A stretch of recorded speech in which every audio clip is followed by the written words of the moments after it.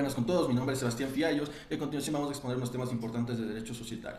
En primer lugar vamos a hablar acerca de la responsabilidad limitada, el cual es un principio legal que protege el patrimonio personal de los socios, limitando su riesgo financiero únicamente el capital invertido en la sociedad. Y frente a esto surge una pregunta importante, y la primera: ¿por qué se afirma que esta responsabilidad limitada reduce los costos necesarios para controlar a otros accionistas?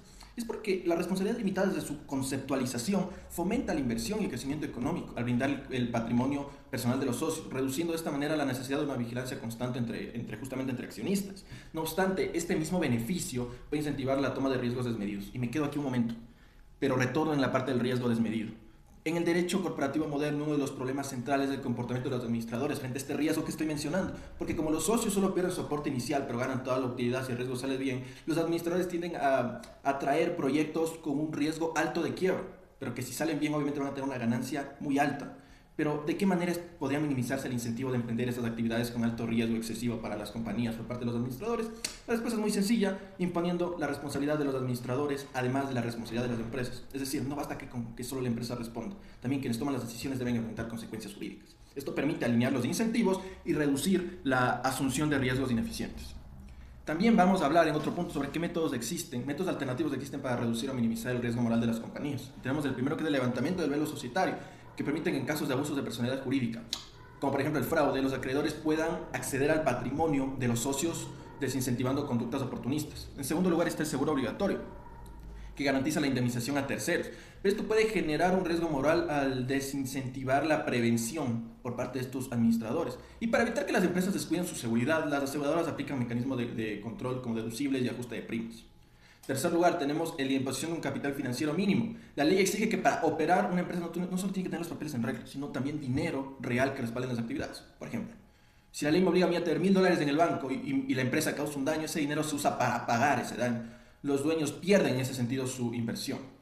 En cuarto lugar tenemos la responsabilidad de los administradores, que ya mencioné anteriormente. En quinto lugar tenemos la regulación de la inversión de los recursos, en la cual el Estado interviene estableciendo límites legales sobre dónde y cómo puede invertirse el capital de la compañía. Y el último, el más importante para mí, es el sistema de compliance, controles internos y códigos de ética. El siguiente punto que vamos a tratar es acerca del modelo estándar. Este modelo es una forma corporativa orientada al accionista, en la que existe un consenso en que el control de la empresa debe recaer en manos de los accionistas, y que en este sentido los administradores deben conducir la empresa salvaguardando estos intereses. Asimismo, se establece que los accionistas minoritarios deben recibir una fuerte protección frente a los mayoritarios. Pero ¿por qué hay obstáculos que podrían enfrentar la convergencia hacia este modelo? Y básicamente son por dos cuestiones. La principal es las barreras estructurales que surgen por la rigidez de la legislación corporativa y las tradiciones locales que frenan la transformación inmediata de las prácticas institucionales, y la otra son los intereses privados, porque los accionistas controladores y administradores poderosos actúan como una barrera política, bloqueando reformas de transparencia y protección. ¿Para qué? Lógicamente para evitar que se les quiten los beneficios privados y el dominio que ejercen sobre sus empresas. A continuación también vamos a hablar sobre la contratación con personas jurídicas. Esta contratación con empresas jurídicas implica establecer una relación legal con un ente que posee personalidad jurídica distinta al de sus miembros. Esto significa que la empresa tiene, digámoslo así, una existencia independiente.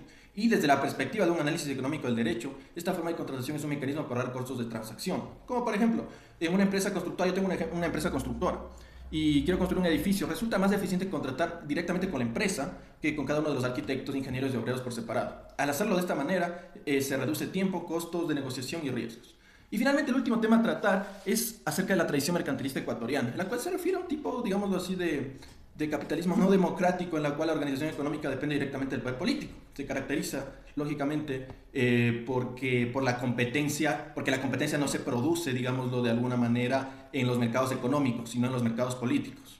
Y sus principales características son que se destaca que la propiedad y la empresa no son derechos, sino privilegios concedidos por la autoridad, y que la ley no actúa como un límite de poder, sino como su reflejo, lo que impide, digámoslo así, la existencia de un verdadero Estado de Derecho que tanto aclamamos, y genera desigualdad, porque no hay dos personas iguales ante la ley. Un ejemplo, en Ecuador, para mí, una compañía que se puede asemejar a esta conceptualización es la Corporación El Rosado, porque su modelo de negocio no se basa en la libre competencia de mercado.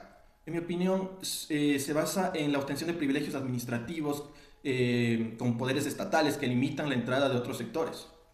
Al concentrar una red masiva de franquicias exclusivas, centros comerciales, la empresa deja de competir por eficiencia para convertirse en un gestor de intereses.